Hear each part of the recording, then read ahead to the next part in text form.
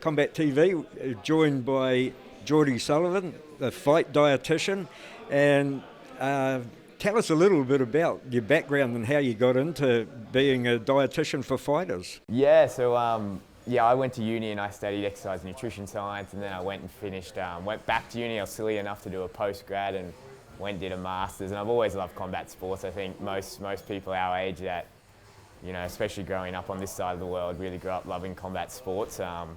I was lucky enough when I finished university, I kind of left and went to North America and travelled around there and went into a few gyms and kind of got very experimental with trying out different weight cutting strategies and working in a few different MMA gyms and figuring out dietary things over there, because in Australia and New Zealand at the time, there wasn't a lot over here, and there's not a lot of people who do what I do. And in North America, it's a lot bigger scene, so I went over there and did some training and really kind of got into the craft, and then came back to Australia and brought it back over here. And I started the Fight Dietitian about 18 months ago, and it's been really good since. And how did you just approach one of the fighters and say, hey, look, I want to look after your weight? Yeah, it was funny. I always say this, and I say it's like, when I say it out loud, I've said it that many times, it sounds like Brokeback Mountain, but I was actually in a small little mountain town up in the Rocky Mountains in Canada, and I was working in a gym, and I was really dead broke at the time, and I was running boxing classes to get a bit of money at the time, and there was actually a professional boxer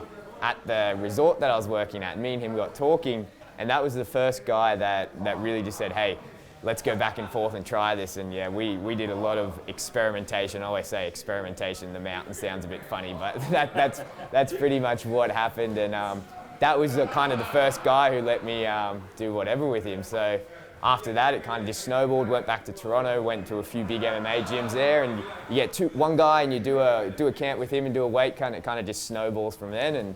And here we are now. Go back to the early days. How much has it progressed since then? Because we hear some amazing weight cuts, and fighters can still go out and fight strong. Yeah. It's interesting. I remember back in 2011, there's a group in Liverpool, John Moores University, who's headed by Dr. James Morton and Dr. Carl Langan-Evans. And Dr. James Morton is kind of the godfather of modern combat sports nutrition, and he worked over in England with a lot of early boxers, and that was kind of the first exposure that we got for it. In 2011, they released a paper called Making Weight for Combat Sports, and it's kind of like the blueprint that all health professionals and modern practitioners use as our protocol, and that was really my first exposure to it. And I guess in a sense we do use that protocol, but since then, that was 2011, that was 8 years ago. So now we're kind of starting to really get into more research in the field.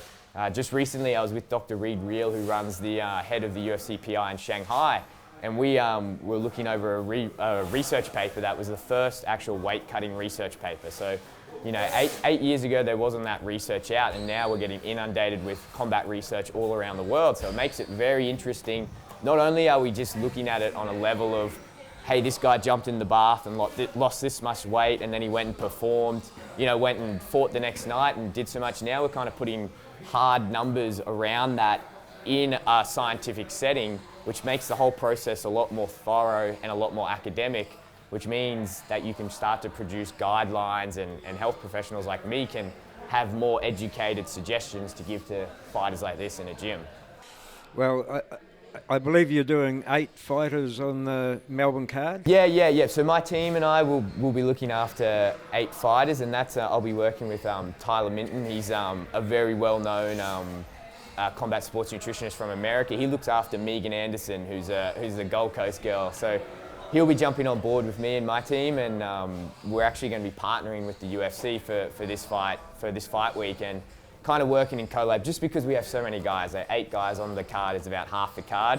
So lot of planning to do for that week. But everyone so far is tracking really well, so it's teeing up to be a really good week. I remember the first time that Kai had your help, and he said he couldn't believe that he was eating so much and he felt so good, and yet he was the lightest he ever had been going into the fight. Yeah. Kai's really good to work with, because Kai's super diligent, and Kai's really good because I give all these guys out of camp meal plans as well to follow, and don't get me wrong, like I understand it. The last thing you want to do after you've cut weight and competed, the last thing you want to do is go back and eat your meal prep food. Like I personally go straight to the donut store, and that's fine, but you can work all that in. Kai's really good because he sticks to that out of camp plan, and when it comes to going into fight camp, he's exactly on it. With Kai, we track everything. With a lot of these guys, we track their output. So at the start of camp, they're doing their RMRs to better understand how their body's metabolism works. We're getting them running VO2 maxes so we can see how their body uses fuel during their exercise. And then when they're doing their sessions, they can wear their heart rate monitors, and we can cross-reference the data from the heart rate monitors with these tests that we did earlier. So when it comes for me, when I'm trying to decide how to feed them, there's not a lot of guesswork in it. You just kind of look at the numbers and go, okay, I can see that he burnt this many grams of carbs and this many grams of fat, so I know I need to replace this much for this next training session, but at the end of the day, we're still making weight, so I'm going to keep him in this little bit of a deficit and go through. The thing that I always say with fighters is that there's this huge culture of less is more, and that's every gym you go to, it's less is more. So a lot of people, instead of eating the most amount of calories they can to lose that amount of weight, they'll play it safe and eat only 800 calories. And you've seen these guys train, you can't be eating 800 calories a day and do the training that these guys do. So ideally, you've got somebody, just pluck a number out of the air, and how far out from a fight would you want to take over them, and how much would you say is a safe or the ultimate amount to lose between that point and fight day or weigh-in day? That's a good question. So it's very dependent on the person. I personally, I have a real philosophy that if you think of fighting like a game of baseball, there's 9 innings in a game of baseball. I personally don't think it's very ethical for me just to come in at the 8th and 9th innings and say during fight camp and fight week and say, okay, this is when we start looking after our nutrition. My philosophy is, like a game of baseball, you can't just start at the 8th and 9th innings, you have to do the whole 9 innings. So I like to look after these guys all year round. If you've got your nutrition sorted all year round, when it comes to time to making weight, time to making fight camp changes, you're only just slightly adjusting the macronutrients, and it's not a drastic weight cut. A lot of the problems you see with weight cutting is the extreme weight cuts, and that'll come often from last minute call-ups or if guys aren't very diligent with their nutrition.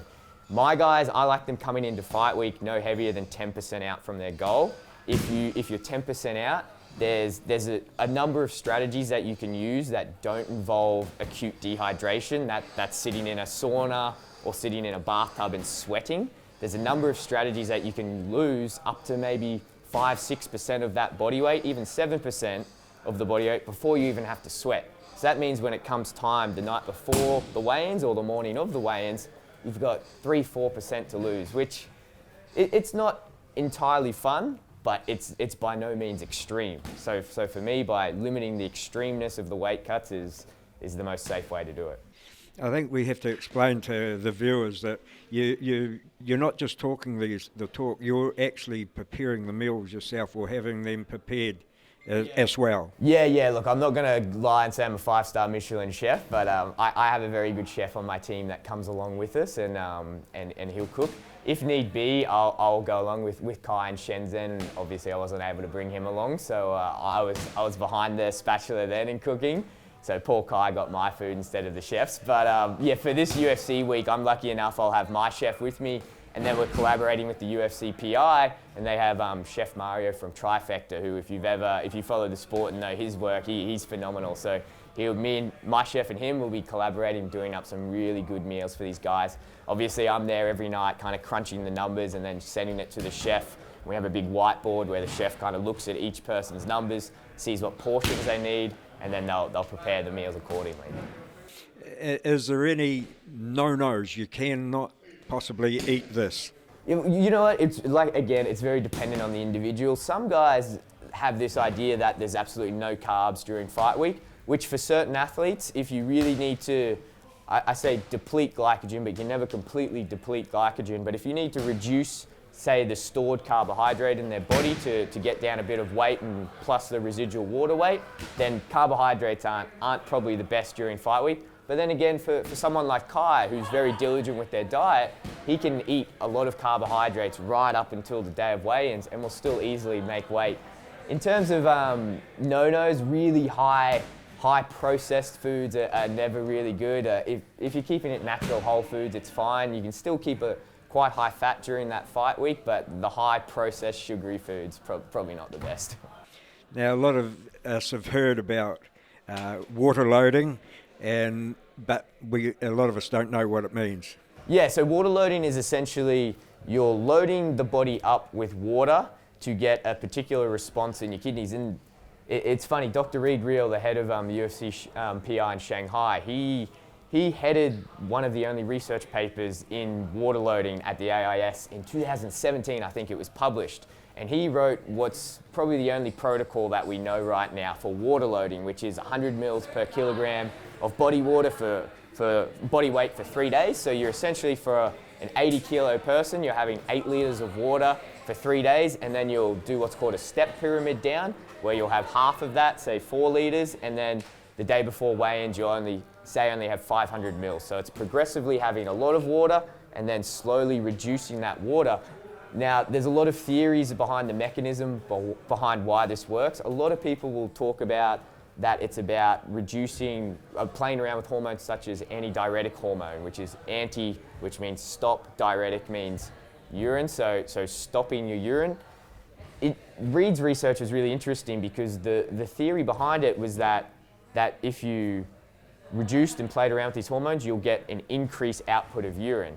And mechanistically, I guess all the science nerds out there, you always think, oh, well, how does that actually work in the body? What Reid found is that it's not actually the hormones that do this, it's the physical structure within the kidney. So when you think about it in an evolutionary sense, if we were out in the African savannah and we didn't have access to water, our body would want to hold on to water, right? So our kidneys are very complex. We have this thing called the collecting duct in our kidneys.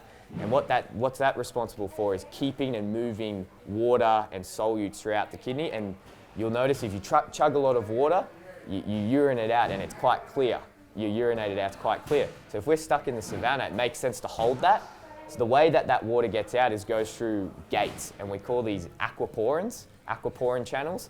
So by reducing the water, you close up these aquaporin channels, so less water goes out. And by doing this process of water loading, what we do, I don't like using the term trick the body.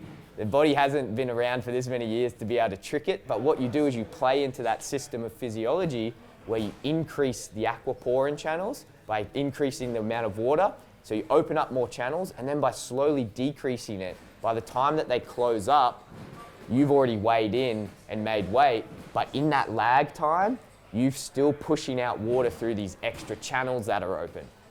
So it's a sneaky trick, and again, it's very dependent on the person. I've found that if you get someone, say in the Australian or New Zealand summer, that works outside, they're a tradie, they drink 10 litres of water during the day anyway, they naturally have a lot of these channels open. Water loading's probably not going to work as effectively, say, for you and I who sit behind a desk all day and do this and probably don't drink as much water as we should, that strategy will work really well. So water loading, although it's not studied as much as we would like in the academic community, there's still some good evidence behind it that it works, and I'll say that it works really well in our practice. So yeah. Well, you've come to weigh in, and you've weighed in and made the weight. Then you're depleted. You're allowed to put the weight back on. There's got to be a safe way to do that. Yeah. Like ideally, again, if you're not doing it too extreme, you're not going to be so depleted at that time. If you're using, say, strategies where you're cutting out carbohydrates and you're reducing your glycogen throughout the body, then our first point of call is we need to get that back in. But if you've done active sweating or passive sweating where you're sitting in a bathtub or in a sauna and you're sweating and losing fluid, we need to get that fluid back in.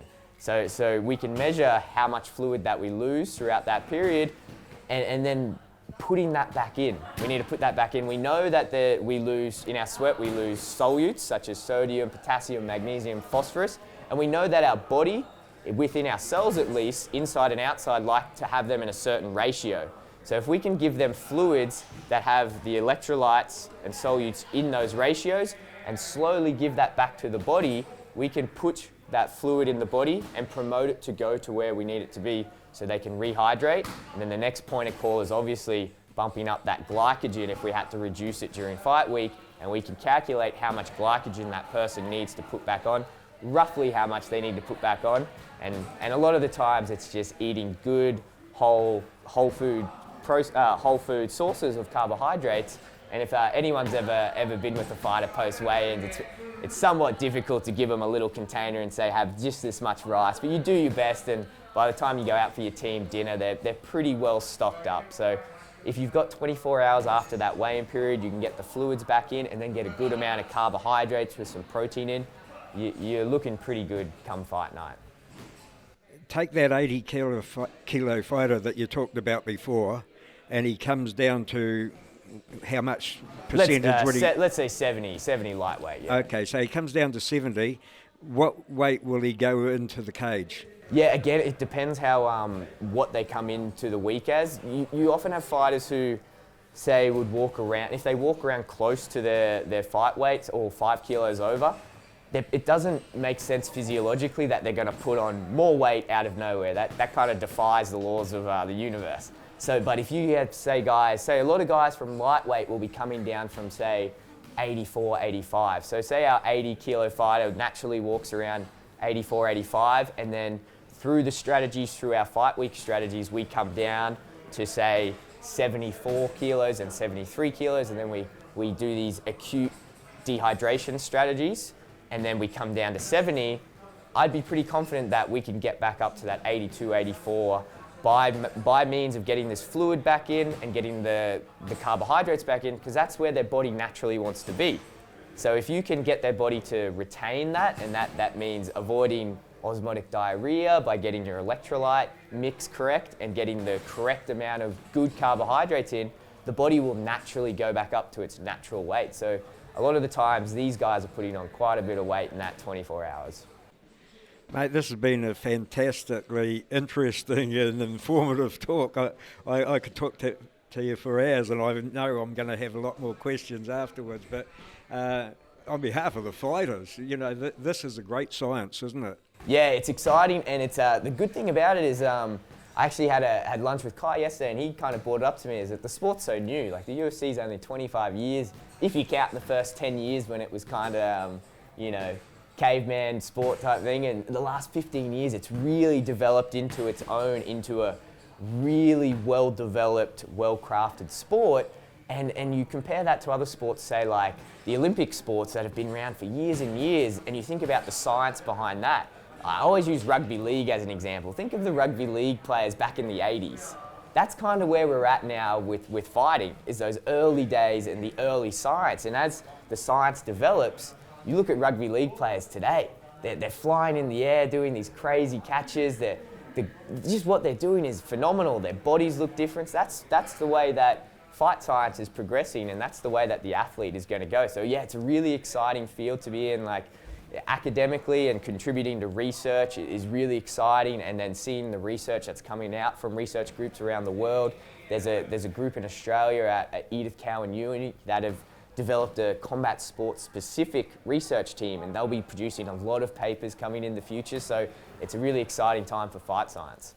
One of the things we hear about fighters that say that they're going to drop down to a weight or else they're going to go up. Do you find now that fighters are more comfortable losing a lot more weight and going to a lower division, or are you finding that fighters are more comfortable losing less weight and fighting at a higher division? Yeah, it's funny with fighters, hey, there's that saying that you're almost too tough for your own good, and I think that's very true. You see it with guys, and they're probably going to, a lot of the times the big guys, I think lightweight is a great division to speak about with this, because there's such a big gap between lightweight and welterweight. So 70 kilos to 77 kilos, that's a big gap. And then a lot of the guys, the most natural size of a human, maybe not for you and I, but for everyone else, it's about 6 foot tall and about 80 kilos. So then they've got the choice of whether they go down to welterweight, just 3 kilos, or they go down to lightweight. So whether or not they feel comfortable or not, I think there's this real perception that the more weight that you cut, the better you'll perform.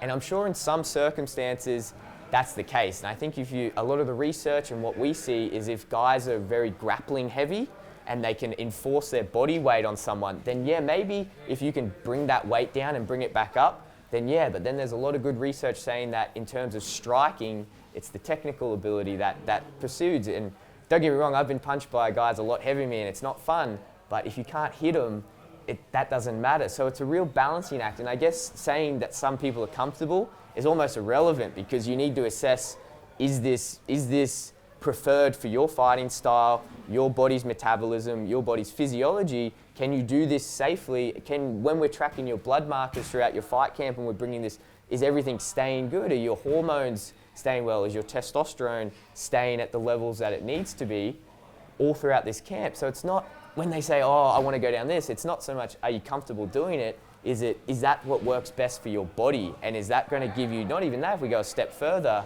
when you step in that cage the next night, are you getting the best performance that you can? Have we sacrificed performance by doing this massive weight cut? Or do we not do the weight cut and preserve the performance? Because at the end of the day, no one's paying you to make weight. They're paying you to perform and win on the night. So the performance is always the focus. Is there any UFC that you haven't been involved in lately? You know, are you just about away every fight week? I personally, I try to stick. I'm really putting a lot of attention into the Anzac scene, to the Australian and New Zealand. So yeah, so a lot of the American ones, unless there's fighters coming, I won't drop. There's a couple guys going over to the States a bit later in the year, but I'll go to that with those guys just because it's these guys. But yeah, really focusing on the Australian scene. So we've got the big one coming up at 243 in Melbourne, and then hopefully we'll get something else back out here early next year. So really focusing on that. But yeah, the last few weeks I haven't slept in my own bed for the last couple of months. But it's been busy traveling around. So yeah. Do you have fighters from each country? You got fighters from a lot of other countries? I used to take a lot of guys in the UK, but I work very closely with the guys at Liverpool, John Moores, and Dr. Carl Langan-Evans, who I mentioned earlier, who's kind of associated with the godfather of weight cutting and how to do this properly for athletes. If I get a lot of referrals from the UK, I generally send them that way, and he goes up to his lab. He has a lab that's, I would say, that's the equivalent to the UFC PI in Las Vegas, so he can cater all his fighters out there. So yeah, I get a lot of attention from the UK, but I tend to send them up there. It makes it a bit easier with the time zones and everything as well. With the United States, we've got some good contacts over there as well with it. Tyler Minton, and I've got a couple guys over there. So I tend to stick to the Australian, New Zealand scene just purely because I don't like getting up at 4 a.m. to take phone calls and answer emails. Hey, look, thanks very much, Jordy. It's been a pleasure talking to you. No, thank you. It's always good to get the information out there. Oh, yeah, I'm sure our viewers would be more than happy to have a little bit more understanding like I have now. Yeah, excellent. Thank you for having me. Cool, mate. Cheers. Awesome. Thanks, mate.